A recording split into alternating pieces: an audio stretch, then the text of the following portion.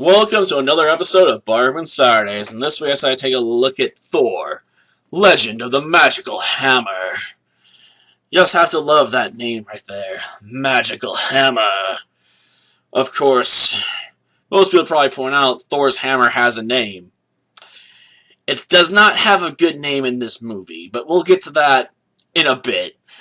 First things first, if you're curious about the box, I got rid of it, along with several other movie boxes in order to free up space.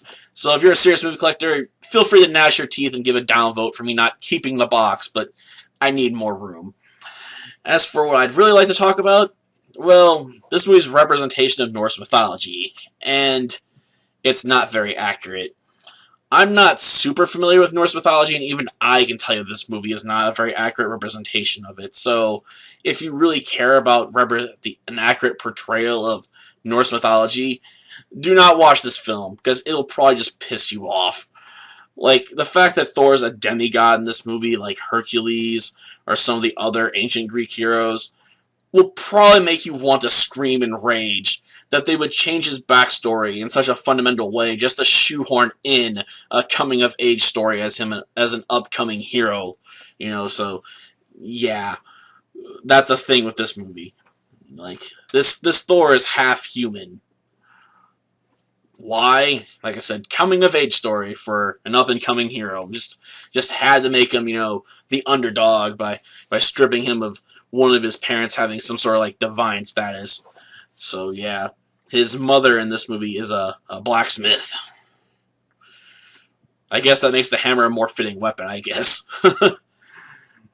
Of course, it's a bit weird everyone in this movie mocks the concept of a hammer being used in battle on the ground, so there are such things as war hammers, which are used to, like, smash enemy armor and shields, so why everyone mocks them for having a hammer is beyond me. That's your weapon. A hammer.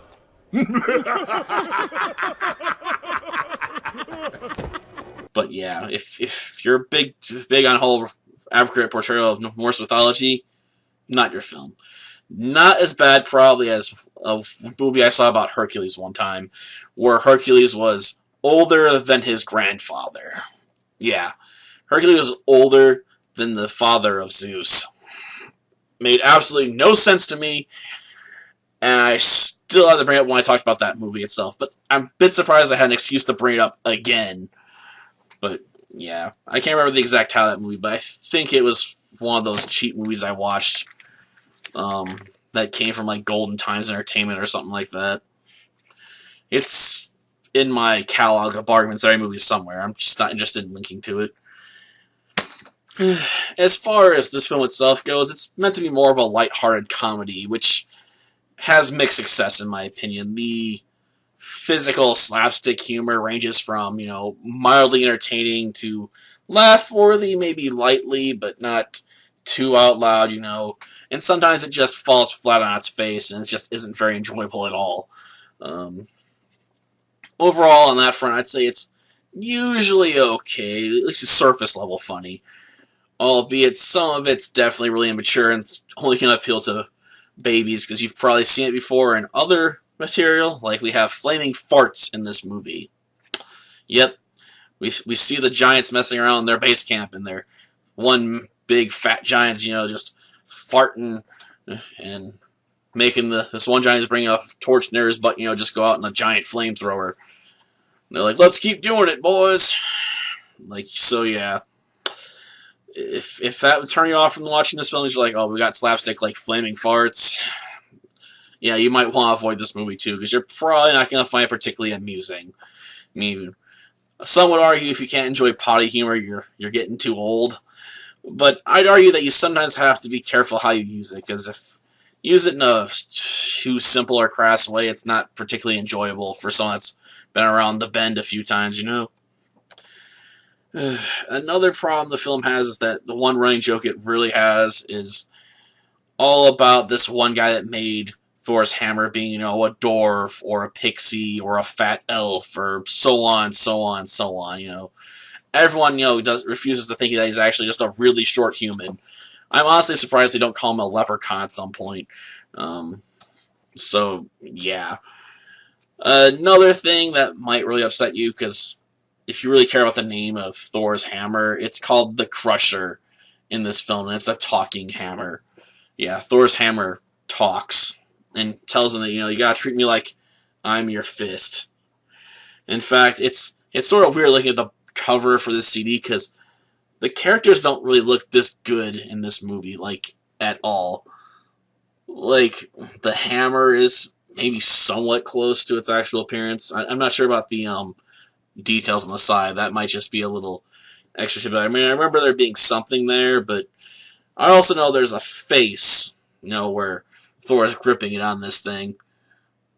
And I definitely know the female support character had a much chubbier cheeks, like a hamster or something.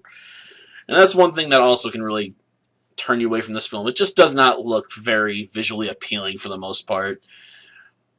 And I'm not sure if that was an odd design choice, because they're looking at something like How to Train Your Dragon or some other cheaply made animated films from, other countries in Europe. And they're like, yeah, we're going to go with that design look. We want really, angular, boxy designs for the most part. And it just looks ugly as a result. I mean, not as ugly as some other movies I've talked about, like Life is a Jungle, but it's definitely not very visually appealing on the eyes.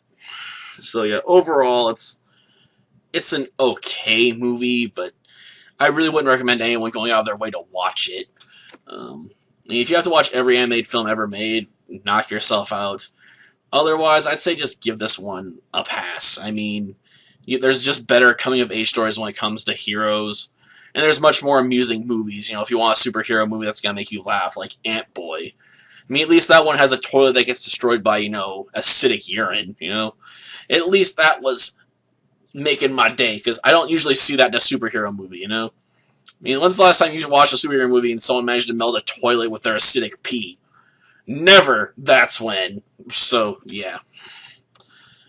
It's like I said, if you want something like this, better options. And Ant-Boy is better told, in my opinion. I mean, there are some decent nods to some Norse mythology stories, but for the most part, not very accurate, and probably just best forgotten. Till next time, then. See ya. Mighty Freya, protect him from all evil. Especially his father.